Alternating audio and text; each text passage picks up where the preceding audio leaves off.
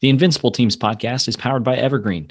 Evergreen provides teamwork, training, and consulting to help your team thrive in every season.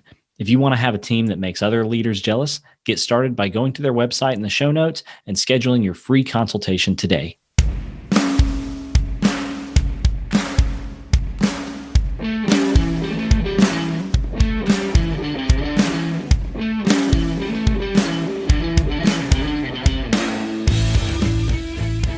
Welcome to Invincible Teams, a podcast for team leaders and business owners who are tired of dealing with drama and politics, high turnover, and teams not meeting their potential. We know that team leaders and business owners like you are pretty much always under pressure to get the most out of your teams. And we believe that every team should reach their potential, and that if we get intentional, our teams can become invincible.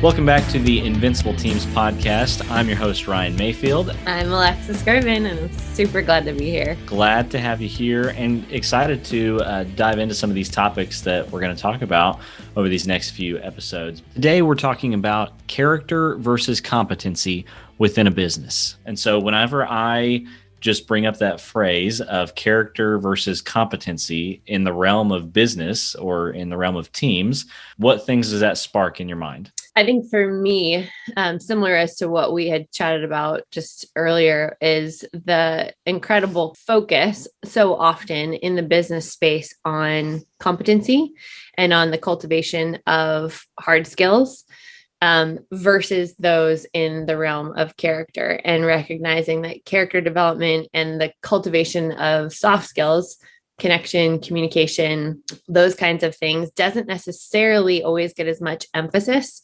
as ideally, I would say from my perspective, we'd hope for it to. I think in light too of what we talk about in relationship and communication cultivation, understanding that so much of that work is what leads to incredibly competent work for teams and cultures and leaders all the way around, that in order to get to the best place that we can be from a competency standpoint, you really do have to have the character as well. Yeah. You know, it strikes me, if I were having a conversation with a business owner, team leader, and I asked them, how important is it for your people, for your team to have high character, to be people of, good character? And nobody would say, well, we don't care about that at all, right? Nobody would say that's not important to our organization. Honestly, most people in like their values, company values, there's something in there about honesty and integrity and, those kinds of character things. But when we are looking at building teams, hiring people, how much of that process has anything to do with character? Where on the average resume is there anything about character? Right. It's all about competency. Mm-hmm. And so if we're saying that we value character and value these, admirable traits in people, but right now, most people's hiring processes and team building processes don't look at that at all. Mm-hmm. Well, I mean, it's obvious that you're not going to get what you're looking for there. Right? Yeah. Well, I think one of the hardest things within that is that it's really hard to measure. It's more qualitative data that you're looking for versus quantitative. When you are asking competency related questions and you're looking at hard skills and you're asking someone to submit a resume, you're often asking them to tell you what they've done, what they've accomplished, what teams they've been a part of, how they've executed. And that's a much more easily measured and much more easily articulated realm to speak in, versus when you're asking like, how high is your integrity? Right. And, those are things that are much trickier for someone to gauge. And then also harder for people to actually gauge for themselves. That's where I think a lot of times we look for references to actually give us insight on someone's character. Yeah. Yeah. You can't be like, hey, one of our core values is humility. Alexis, how humble are you? Right. On a scale of 1 to 10, tell us really, what is your humility level? Yeah. It definitely, it feels kind of fake in that too. Cause then you're like, oh gosh, you never, based on someone's tendencies, they're going to either rate themselves lower maybe than they really should, because they're actually high on the humility scale, versus someone who's not is probably going to be like, oh yeah, on the scale of 1 to 10, I'm a 10 out of 10 in the humility realm. You're like, okay, great. Let's check on your references. Right. We'll be in touch. Right. Yeah. So, what then, if we're talking about character competency, competency is the one that's easier to see, easier to measure. If we just go with that, if I have a company that I'm trying to hire and I just go with competency and don't pay attention to someone's character, what are some of the risks that you think that I run? What problems can I run into down the line? Yeah, that's a really great question. I feel like one of the things we talk so much about is the fact that on any team, you are always going to be working with people, right? Obviously, it's like team development 101. And so the unknowns in that are, you can bring a very competent group of people together that's highly skilled in whatever executionary task you're actually asking them to come in and bring their competency and their credibility in. But what you run the risk of, I think, often when we're not looking for, or we're not sort of on the hunt early and in the conversation early about character, is the people dynamic component of things, the capacity for connection, the capacity for collaboration, for team operation, for ideation, for innovation with one another. I think what we often run the risk of when you are just focusing on competency is the potential to really lack the people skills that we know we need in order for a team to really to run well together, to work well together, and to feel safe with one another, which we know psychological safety, crucial component of ideation and innovation and collaboration. Those are essential. Psychological safety is essential for those things to happen. Mm-hmm. So I would say probably one of the biggest risks we wind up running is that, the unknown in the people dynamic space of what kinds of connection can either be there or won't be there, which obviously in the long run winds up really hitting our execution, our capacity, our alignment. Yeah. Well, and I think too there's endless amounts of case studies out in the public eye with this, where basically anytime you've seen someone in the professional sphere kind of quote unquote fall from grace, if you will, right? Have some big scandal, some big blow up. That's pretty much all highly competent people, mm-hmm. right? It's not their competency that causes them to run into a wall and totally fail and mess up a team or business they're a part of. It's almost always a character issue. Mm. And, not to like cast stones at any individuals or anything, but what I'm saying is that's the thing that can really tank something. Yeah. Right. Very much so. Because competency is something that can be learned, right? Mm-hmm. If you hire somebody that has maybe a smaller skill set, but they have the right character and they have the willingness to learn and grow, I think you ought to take that person 10 times out of 10 over the person that's got all their certificates, but is kind of a jerk. Yes, totally. And so often we'll talk about the value of just hungry people.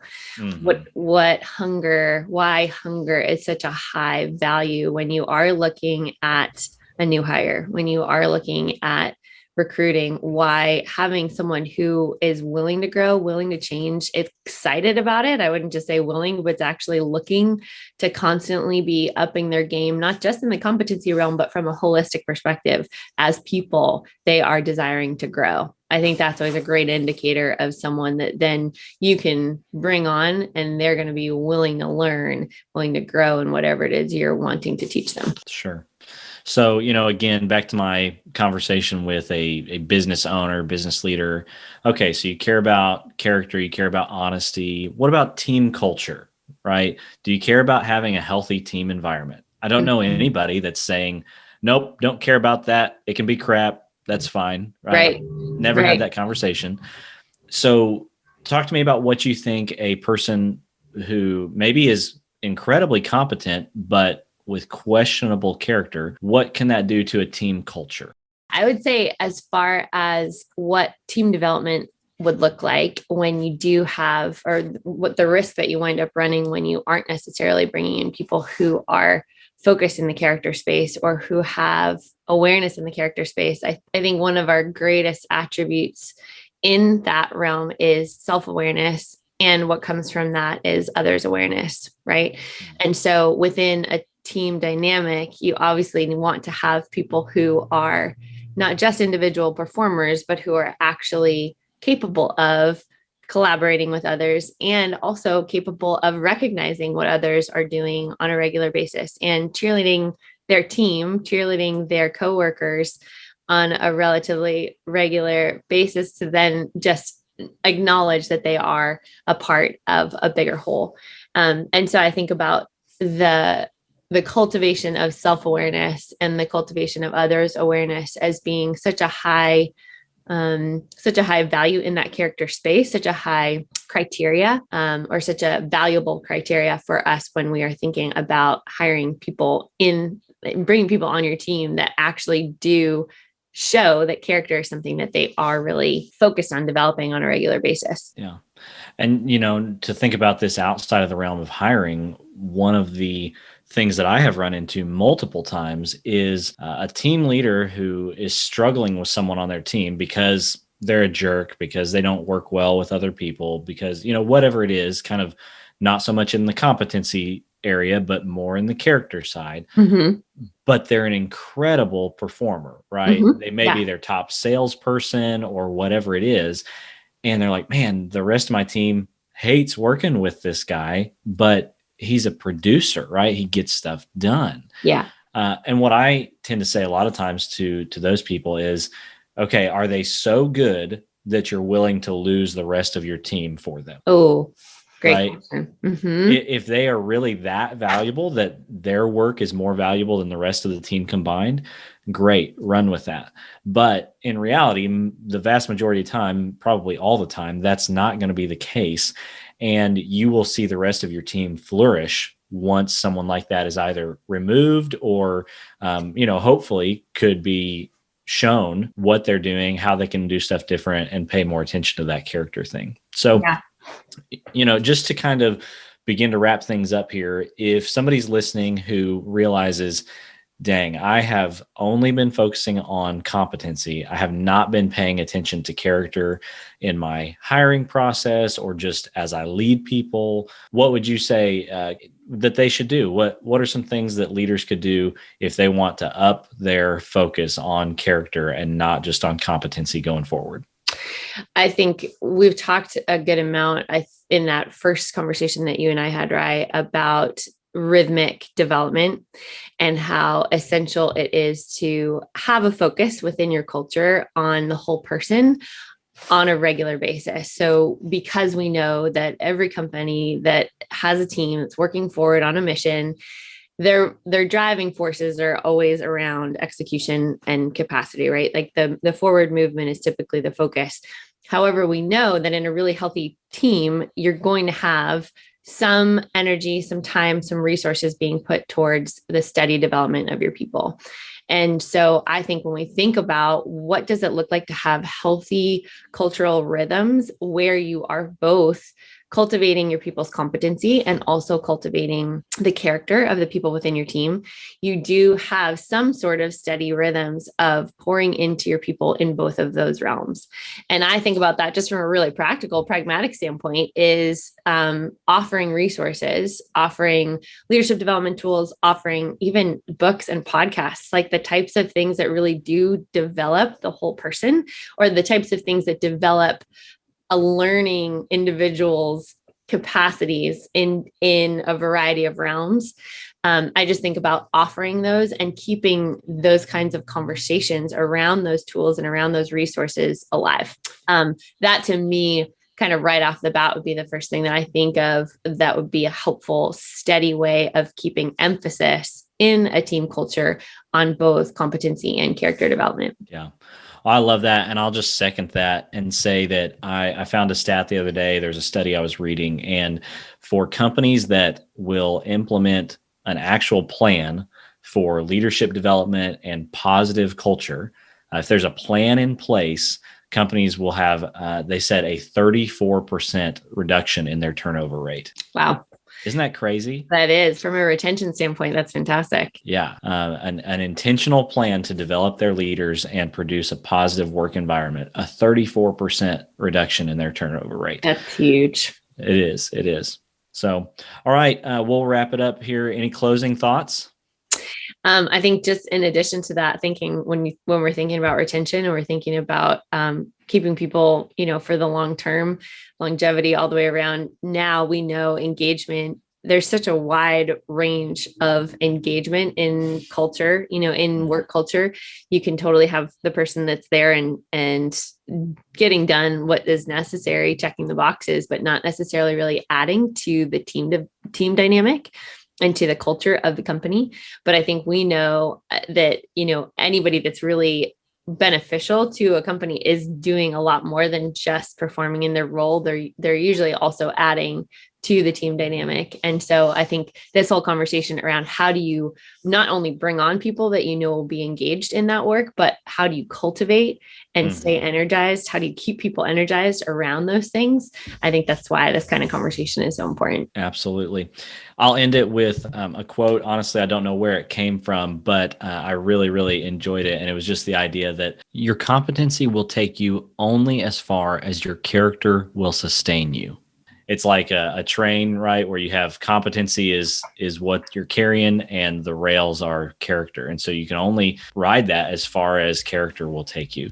And so I think that's an important thing for team leaders, business owners to think about and add into the things that they're focusing on with their teams. Thanks for listening today to the Invincible Teams podcast. Please consider giving us a rating and a review on whatever podcast platform you are currently using. If you think today's content might be useful for someone you know, please consider sharing it with them. Just a reminder that the Invincible Teams podcast is brought to you by Evergreen. Evergreen provides teamwork training and consulting to help you eliminate office drama and turnover and help you get the most out of your team. Thanks again for listening. And like we always say, we believe that every team should reach their potential, and that if we get intentional, our teams can become invincible. See you next time.